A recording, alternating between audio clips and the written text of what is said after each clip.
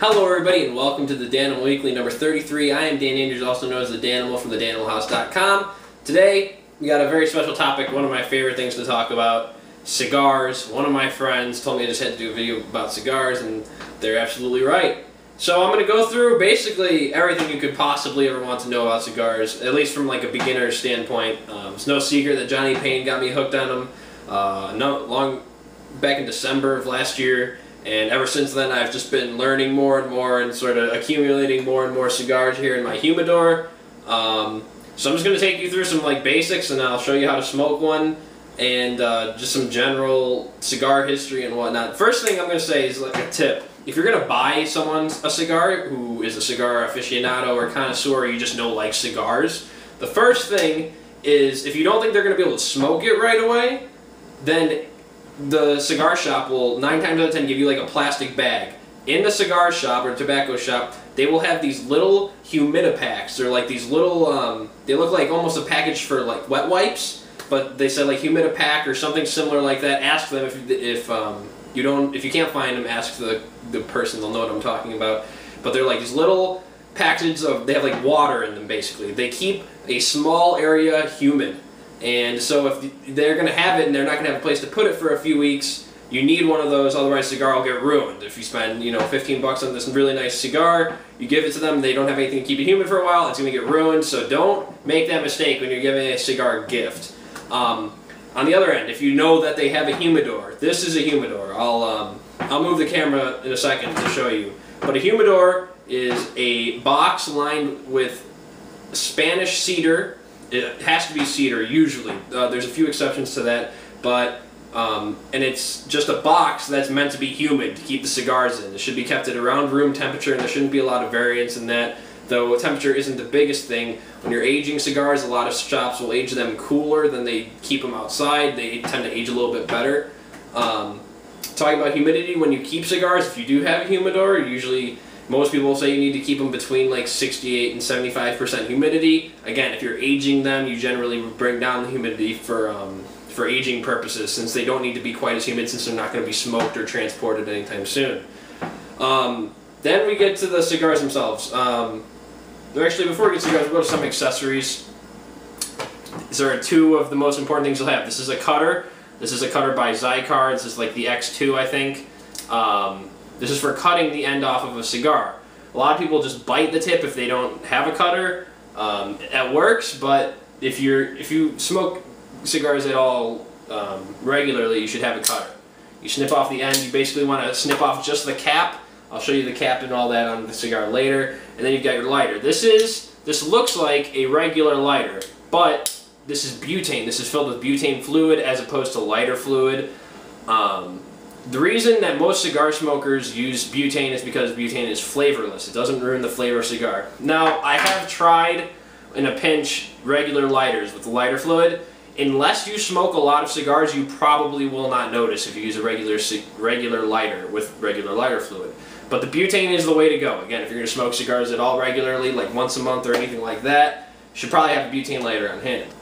Getting to the cigars themselves, there's a lot of things that compose of a cigar, really. It's always, any premium cigar will be in completely natural tobacco, with a couple exceptions. In the cigar, it's composed of different leaves, different types of leaves. There is the wrapper, the binder, and then the filler. Now, the wrapper is the leaf on the outside that looks really pretty and sleek. Those are the most pristine tobacco leaves that factory has. They use the prettiest, most pristine ones to wrap the cigar in, which is why they look so neat. Then, underneath the wrapper is the binder. The binder is like an ugly version of the wrapper. It was a pretty good, solid leaf, but it wasn't as pretty enough to be used as a wrapper. It didn't have the characteristics they wanted to use for the wrapper. So they use it as the binder underneath to keep the filler together. The filler is just that, the filler tobacco. It's usually long cut. Anything that's short cut won't be considered premium in most places. It's long filler, so that means they're using entire tobacco leaves essentially for the filler, and those are all held, that is held together by the binder. Now, all of those different three components can be changed in a cigar, which is why there's cigar connoisseurs and aficionados, because you can get a lot of crazy flavors and stuff going on by mixing the wrapper, binder, and filler. You can have now there's different kinds of wrappers, binders, and fillers. They come from all parts of the world, and they're all sorts of seeds, and it gets really complicated, probably outside the scope of this video, but suffice it to say, we'll go through wrappers. Wrappers are usually one of the defining characteristics of a cigar. They're really dark. Hold on, I'll pull some out here for you. Now, the really dark wrappers you see, like this cigar here, this is a Maduro wrapper. Sometimes they're sun-grown. Usually they're sun-grown, I'd say. I don't even know if they exist non-sun-grown, but then, so that's Maduro. Those are the darkest cigars. So a lot of people will associate darkness with strength, which is completely untrue. We'll get to that in a minute. Then you've got a more typical, I'll go here, Habano wrapper. Habano's kind of like a medium, it's like a brown. It's not super dark and it's not super light. It's like it's kind of like a classic cigar color that you'll see generally like in movies and whatnot. And then, this is Cigars Ruined, because I got it from a friend. This is why you need to give someone Humidipacks, because they see the wrapper is all cracked and broken. That's what happens when you don't keep it humidified. They crack and break. It's unsmokable. I won't smoke this product. I might try just for a laugh, but can't smoke this. But this is, I'm going to guess this is a Connecticut wrapper. If that isn't, I know for sure that this one is. You see how this is called the barber pole?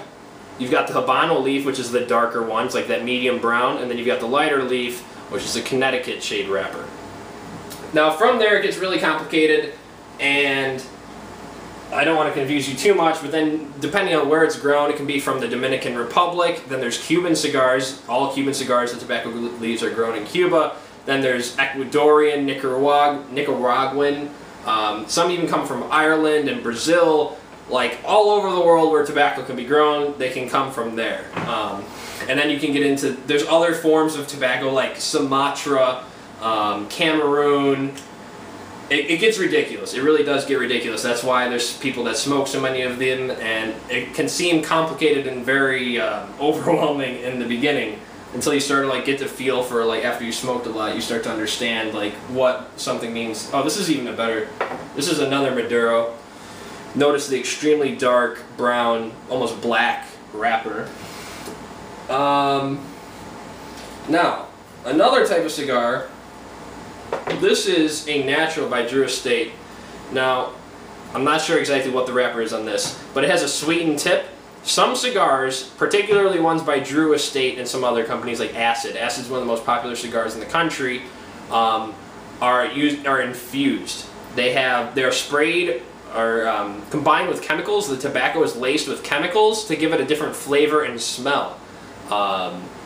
It's not to say they're necessarily any more unhealthy for you, but like cigars, aficionados, snobs will say that an infused cigar is garbage. I completely disagree. Cigars, infused cigars have their time and place. I think they're a great introduction to cigars. I know when I started smoking, I liked a lot sweeter cigars, and I still do. Like, this is one of the sweetest cigars you'll ever find. Is the Natural Irish Hops by Drew Estate, and they're fantastic if you're in the right mood for them. So I'd recommend this. This is a great starting cigar for people that like a little more sweetness and aren't crazy about tobacco flavors. Going into strength, you'll probably have heard stories about people that puke because they smoke some cigar. I gotta close this. You don't want to leave your humidor open for too long because you're letting humidity out and they'll drain your humidifier. So coming back to strength, you'll probably have heard someone has puked because they smoked some cigar that was probably really strong and they just weren't used to the nicotine, and then they basically overdose on nicotine and they vomit. It happens to most people. I've been lucky. I've never vomited because of a cigar yet. Knock on wood. But now, where the strength come from completely depends on the tobacco leaves that they're using. Now, Ligero leaves, they're not Ligero. Do not call them Ligero leaves. You'll probably see this thrown around describing some cigars. Like Johnny Payne's favorite cigar is the Double Ligero, like DL 700 Maduro from La Flor Dominicana. It's one of the strongest cigars there is that you can really find in retail. Now, Ligero leaves are just known to be the strongest tobacco leaves that you can really find. They're usually credited that way anyway. There might be stronger that exist, but they're probably not useful for making premium cigars. But Ligero leaves tend to be the strongest that you'll find. So, regardless of if the cigar, you could have a Connecticut shade wrapper filled with Ligero filler, and that thing will knock you on your ass, even though it's a really light colored cigar. Now, there's not a lot of cigars like that come to mind. They tend to have a more, the colorings tend to match more than that, but that could exactly happen. That same situation could happen. Whereas Maduro is a very dark colored wrapper, and it could have some very light, easy, in terms of nicotine, sort of filler, and there might not be any strength to it at all. So really, it depends on the sort of tobacco you're dealing with. Ligero is known to be strong, so if someone tells you it has a lot of Ligero in it, or it's made from Ligero leaves, then you know that's probably going to be a fairly strong cigar. Coming from there, gosh, that's probably, short of actually showing you how to smoke one, that's probably more than you could ever possibly want to know, and you probably won't remember any of what I just said. But that's really the magic of cigars, is there's so many of them, there's so many different, they call them blends, depending on the wrapper, binder, and filler. That's called a blend, the way they combine the tobaccos and they try to get certain flavors out of them. If you ever watch a cigar review by like Brian Glenn of Cigar Obsession, the guy's fantastic. They'll describe a cigar with these crazy tastes like leather and earth and like grassy barnyard tobacco, sweet chocolate, sugary chocolate, dark chocolate, and it gets absurd. It sounds like it's like tasting fine wine. If you ever hear people talk about fine wine, they use similar words to describe those tastes and smells. And the cigars are exactly the same. If you know anything about fine wine and compared to cigars, there's a lot of parallels between the two. And then then you can get into things, certain cigars are aged for a certain amount of time before you're able to buy them. Like the factory might age them for like 6 months before they box them up and ship them out. Other times people will age them personally. Like some people think if you age a certain cigar for like 2 years it tastes infinitely better. It gets really crazy, and everybody has their little things that they like, and everybody is always searching for a really great cigar that they really enjoy. Some people have one cigar that they smoke all the time. Other people try to like sample them all. It's all sorts of different ways people like to enjoy them. Now, coming back to why would you ever smoke a cigar, I got to admit, when I first started smoking them, the flavor was not what I liked about them, to be perfectly honest. It tastes like tobacco, especially like if you're not used to smoking cigars. Except for like some of the really sweet ones that are infused, you get a lot of sweetness. It's almost like a dessert stick, they call them. They call them like a dessert cigar. But my favorite things about cigars is not necessarily the flavor, though there are some absolutely delicious cigars, is one, it's a way to facilitate conversation. You can go out to a cigar lounge or cigar bar, or even go sit out on your patio with a friend. Usually it's like a man skill. It's like a manly thing, smoking cigars. Most women don't smoke cigars, but it's a good excuse to have a conversation and to connect with someone. Like, it's hard to say to another guy, like, hey, let's go sit down and have a conversation. Like, it just sounds weird. But if you're like, hey, do you want to smoke a cigar? Naturally what ends up happening is, as you smoke a cigar, great conversations ensue. That's probably my favorite thing about cigars, is they give you a forum and a medium to have amazing conversations. It's an excuse for an activity to do to connect with people. And connecting with people is always amazing. It's one of my favorite things to do. So that's one of my favorite reasons for smoking cigars. Another reason is because of all the amazing people that you meet. Anytime I go into a cigar lounge, I meet the owner, I meet their customers. They're always phenomenally nice and interested people, and most times successful. It's known that cigars aren't particularly cheap like cigarettes, and there really is sort of an art to smoking them, or there's a following, whatever you want to call that. So there tends to be a cohesiveness to the people that smoke them. So we all tend to get along very well, and a lot of them tend to be very successful people. Coming back to when Johnny Payne introduced me to these, I smoked my first cigar, JP, he said, where do you meet great people? You generally don't meet great people at a bar or anything like that, the common like social outlets for people. But you might meet some really interesting, successful people at like an opera, or at a cigar lounge, or at a Ferrari dealership. You know, places like this where successful people tend to congregate, or a golf course.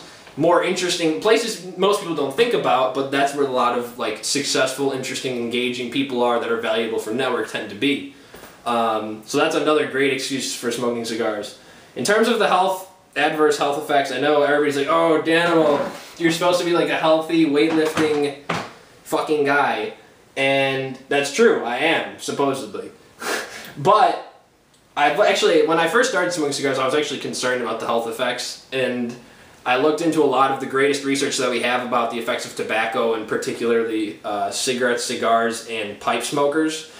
And to be perfectly honest, all of the research and data that I could find in my university database, which is like a conglomerate of like 20,000 databases in my university's one database, all the literature and research I could find about the effects of cigar smokers was that the only people that had a statistical increase in the likelihood of contracting an ailment or disease like cancer was only found in people that smoked 3 to 5 cigars, 3 or more cigars a day.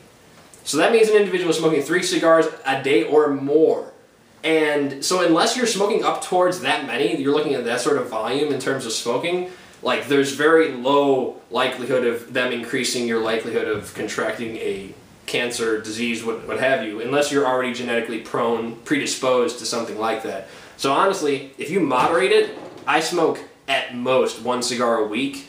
Occasionally I'll have weeks where I smoke like 5 cigars, and then I won't smoke a cigar for like 4 weeks. It varies depending on like my social interactions and what tends to be happening. But if you smoke 1 cigar a week, the odds of that showing up in any way, manifesting itself physically, is almost 0, really. And I don't necessarily intend on smoking cigars my whole life or anything like that. Though I might, who knows. But the key to smoking cigars is just moderated. If you find yourself becoming addicted to the tobacco, now you got yourself a problem. But that's one of the other great things about cigars, is that it's not an addiction. You never see that guy out in like Chicago, it's like in the middle of winter, 0 degrees, out in the middle of a snowstorm, like puffing on a cigar, outside of some building. It never happens, because most people who smoke cigars aren't addicted, whereas you'll see a bunch of cigarette smokers puffing away, like trying to inhale this motherfucker in like 3 minutes during their lunch break or whatever, their smoke break. So that's just generally the people I meet that smoke cigars aren't addicted to them. You can stop at any time. We take weeks off at a time for smoking them. It is more of a social interaction and an experience than anything else. So now that I've talked your ear off, and this is probably going to be like one of the longest Danimal Weeklies ever, we're gonna pause for a second, and then I'm gonna go outside and I'll show you some things about lighting it, and how if you're ever in a situation where you want to smoke a cigar, you'll have an idea of what you're doing. So see you guys in a minute. Alright, rather than going out trying to get the tripod outside and hold it and try to cut a cigar, be a pain in the ass, I'm just gonna light it in here. It's no big deal, because I'm gonna step outside to actually smoke it, or sit outside and actually smoke it, because this thing's gonna take a long time. So basically, this is, if you're curious, this is from Label Your Cigar. This is a really cheap cigar. This is a bundle cigar. It is made from long filler though, so it could technically be considered a premium cigar. It's a barber pole. It has the Connecticut and Habano wrapper, as I already showed you. It's got this double cap on it. I hope this is coming through on the camera, but we've got, when you cut a cigar, you can see how right here, there's a line. That's where the cap ends. You don't want to cut past that point, because your cigar will start to unravel. So you want to cut just before that point, usually. So right about, takes a little bit of practice, but just like that. Then you usually want to brush it off, because there'll be like you might find some stems or something, depending on what kind of cigar you're smoking. Brush it off, then some people test the draw. The draw is just how the air sucks through the cigar. Sometimes if it's really hard, it's like sucking through like a tiny straw, that would be a tight draw. If it's really loose, like the air just comes at you like it's like you're sucking through I don't know, I don't suck shit, so. But if it's really loose, and there's a lot of air coming through, then it's a loose draw. Everybody sort of has a preference. Everybody has like an ideal sort of perfect draw. But that just sort of comes with experience. You start to figure out what sort of draw you like. There's different cutters. You can find all sorts of different cutters, punch cutters, V cutters, everything. This is a guillotine cutter. So then that's first part. You got to cut the end of the cigar. Don't put the wrong end in your mouth. Keep track of which end you cut. This is the end I cut. So you want to light the opposite end. I've seen people, oh my god. I can't believe I just dropped it. So, now I'm going to light the cigar. This is the end I cut. Now, when you light a cigar, you want to toast it first. This is easy to do since I have the soft butane lighter. You're just going to take the end of it, and you just want to take the tip of the flame and get outside the edges of the wrapper. You're just heating it up so you get a nice even burn. You want to do this rotation thing so you do get an even burn. And I like to take my time when I do the toasting.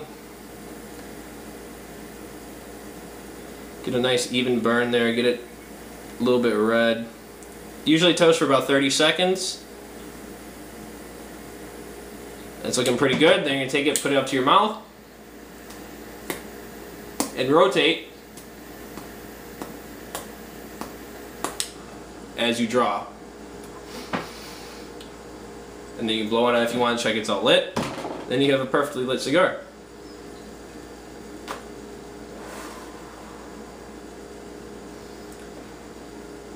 It's pretty good. You can always touch it up a little bit if you're not quite happy with it.